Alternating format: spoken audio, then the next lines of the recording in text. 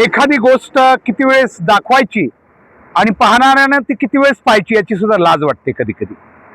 ही चौथी वेळ आहे आपण या ठिकाणी खामगाव पंढरपूर महामार्गावर असलेलं केजच्या नजीकचं साने गुरुजीच्या जवळ असलेला हा पूल आपण यापूर्वीही 4 वेळा याची बातमी केली, तक्रार केली, मात्र पुन्हा एकदा ही हाल आपण बघू शकताय असेच आहेत। कदाचित शासनाला गंभीर दखल नाहीये। कालच या ठिकाणी एक गंभीर अपघात होऊन 2 व्यक्तींची प्रकृती अतिशय गंभीर असल्याचंही कळतंय। यावरून आपल्याला कळेल दररोज या ठिकाणी एक जीव घेणा मृत्यूचा सापळा किती भयंकर आहे ते। आम्हाला हे कळत नाहीये की शासनाने याची दखल अद्याप का घेतली नाही, कारण हा पूर्णच पूल इतका डॅमेज झालेला आहे, इतक्याचा क्षतिग्रस्त झालेला आहे। आपण बघू शकतो इथं पूर्ण हा खड्डा आहे खाली। आता खाली काय टेक्निकली बघायला आता आपण त्याच्यातले जाणकार नाहीयेत। इकडे बी आपण बघू शकता सगळा भाग हा खचलेला आहे, पूर्ण खचलेला आहे। इथून हा भाग बघू शकताय हा पूर्ण खचलेला आहे। हा वर काम करून सुटणारा प्रश्न नाहीये। हा खरं तर आमच्या देशामध्ये इतक्या महत्त्वाचे रस्ते तयार केले जातात, त्यासाठी प्रचंड निधी खर्च केला जातो, मात्र लोकांची सुरक्षा कुठे आहे?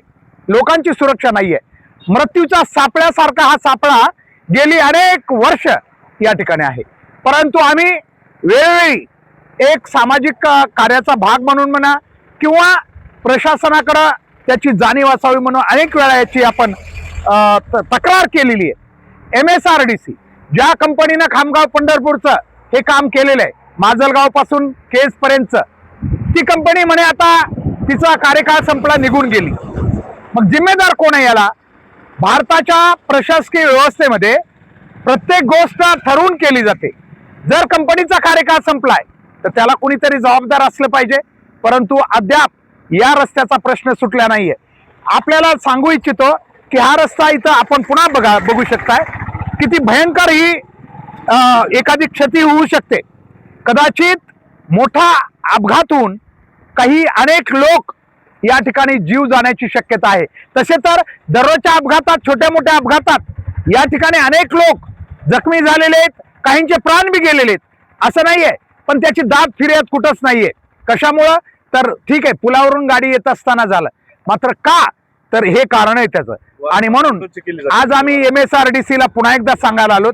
आता आम्ही सांगणार नाहीत, आता आम्ही खरं तर तांबवा परिसर, तांबव्याचे नागरिक आहेत, दररोज ये जा करावं लागतं त्यांना, आणि इतरही गावचे नागरिक जे की धारूर रोडून येतात केजकडं, त्यांच्यासाठी रस्ता हा महत्वाचा आहे। आणि असा जीव घेणा रस्ता दररोज त्यांना मृत्यूला सामोरं जावं लागतं असं मी म्हणेन। तर अशा प्रकारचा रस्ता दुरुस्त करण्यासाठी आता निवेदन तर द्यायलोत, आजच निवेदन MSRDC कडं संभाजीनगर आणि जालना विभाग दोन्हीकडे द्यायलोत आणि त्यांना विनंती करायलोत येत्या 29 तारखेला बुधवारी सकाळी 10 वाजता, लक्षात ठेवा आपण बी सगळे, ज्यांना या रस्त्याची थोडीफार जाणीव आहे, ज्यांना वाटतंय की हा रस्ता खरोखर एक जीव घेणा मृत्यूचा सापळा आहे, त्या सगळ्यांना आम्ही विनंती करतो, शेवटी भांडल्याशिवाय, संघर्ष केल्याशिवाय आम्हाला कुठलाही न्याय मिळणार नाही। हा रस्ता कायमचा, हा पूल कायमचा दुरुस्त करणं, याच्यासाठी मोठं बजेट पडणं गरजेचं आहे आणि ते कायमस्वरूपी होणं गरजेचं आहे। थातूर मातूर करून उपयोग नाहीये। म्हणून आम्ही विनंती करणार आलोत की येत्या बुधवार दिनांक 29 एप्रिल रोजी सकाळी 10 वाजता केज विकास संघर्ष समिती या ठिकाणी मोठा रस्ता रोको आंदोलन करणार आहे। बेमुदत आम्ही माघार घेणार नाही। या ठिकाणी केजचे एक युवक आता गाडीवर जाता तांबवाचे युवक आहेत माझ्यासोबत। खरं तर त्यांची गाडी जाताना म्हणूनच त्यांना आम्ही हात केला, गाडी आदळली होती, कदाचित पडण्याचे शक्यतेत होते।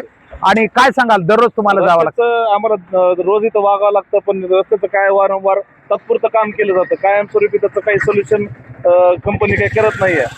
तात्पुरतं त्याला डागडुजी करणार, नंतर ते परत ते जसाल तसं होतं।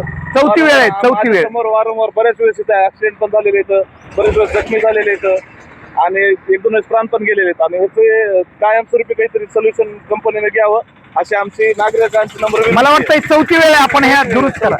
आता यानंतर जर इथं एकाही व्यक्तीचा जीव गेला यापुढं, तर आम्ही कंपनीवर मनुष्यवधाचा किंवा MSRDC वर गुन्हा दाखल, आमच्याकडे सगळे पुरावे आहेत, आम्ही किती प्रयत्न केला या रस्त्यासाठी आतापर्यंत।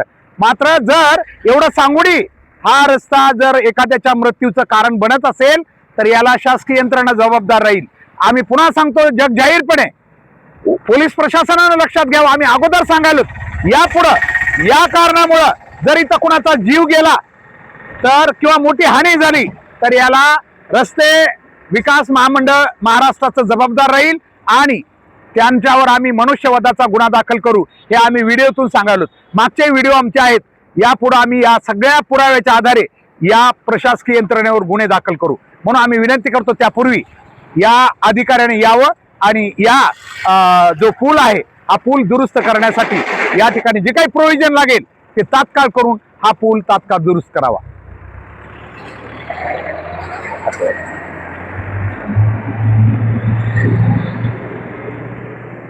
आपण पाहू शकताय ही कार आता याला साईडला जावं लागतं. पुढची वाहनं कदाचित अनेक वेळा रस्ता चुकवताना खड्डे चुकवताना समोरासमोर वाहनांची धडक झाल्याच्याही घटना आहेत.